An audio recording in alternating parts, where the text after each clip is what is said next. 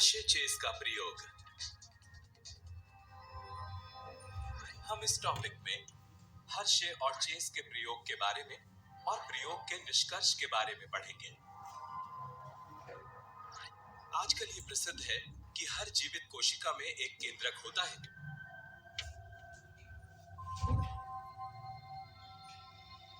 जो डीएनए को परिबद्ध करता है। डीएनए कोशिका का आनुवंशिक पदार्थ होता है जो आनुवंशिक सूचना को प्रदान करता है। इस तथ्य की स्थापना 1959 में मार्था चेस और अल्फ्रेड हर्षे द्वारा की गई थी। इसके लिए इन्होंने जीवाणुभोजी T2 विषाणु संवर्ध वाली परख नली को लिया था।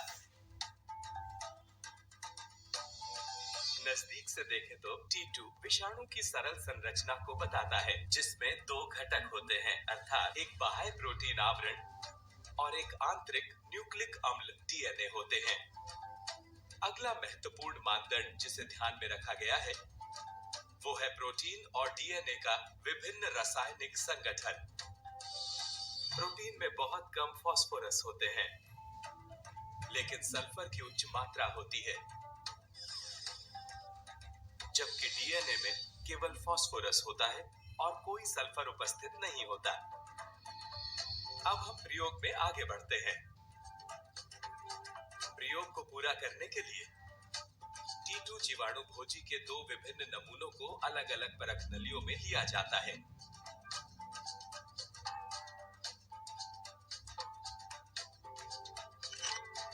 प्रथम नमूने में वो विषाणु होता है जिसकी वृद्धि रेडियो सक्रिय सल्फर में होती है। इस प्रकार इस विषाणु का केवल प्रोटीन आवरण ही चिन्हित होता है। दूसरी परख नली में रेडियो सक्रिय फास्फोरस में वृद्धि करने वाले विषाणु को लिया जाता है, जिसमें विशेष रूप से डीएनए चिन्हित होता है। चिन्हित विषाणु के इन दो नमूनों को अलग-अलग ई कोलाई संवर्ध को संक्रमित करने की अनुमति दी जाती है। इन संरूपित संवर्ध को इसके बाद दो अलग-अलग मिश्रण यंत्र में डाला जाता है और एक साथ सम्मिश्रित किया जाता है।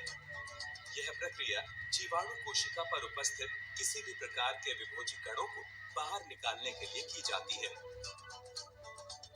प्राप्त द्रव को फिर दो भिन्न अपकेंद्रीकरण नलियों में भरा जाता है, जिन्हें क्रमशः नली 1 और नली 2 के रूप में चिन्हित किया जाता है और फिर इन्हें अपकेंद्रित किया जाता है।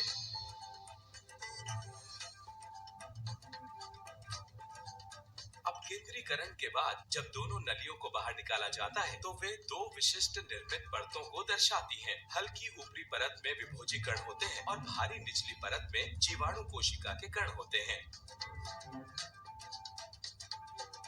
नली 1 में देखा गया है कि रेडियो सक्रियता ऊपरी परत तक सीमित है, जबकि जीवाणु की निचली परत में कोई रेडियो सक्रियता नहीं दिखाई देती है। अब यदि हम अपने ध्यान को नली 2 की ओर ले जाते हैं तो हम देखते हैं कि ऊपरी परत या अधिप्लवी रेडियो सक्रिय नहीं होती है, जबकि निचली परत में संपूर्ण रेडियो सक्रियता होती है। उपरोक्त प्रयोग यह प्रदर्शित करता है कि जीवाणु कोशिकाएं केवल नली 2 में रेडियो सक्रियता को प्रदर्शित करती हैं, जहां इन्हें रेडियो सक्रिय डीएनए द्वारा चिन्हित विभोजी द्वारा संक्रमित किया गया है। ये बताता है कि संक्रमण के दौरान केवल डीएनए ही जीवाणु में प्रवेश करता है। ये डीएनए फिर नए विभोजी कणों का उत्पादन करता है।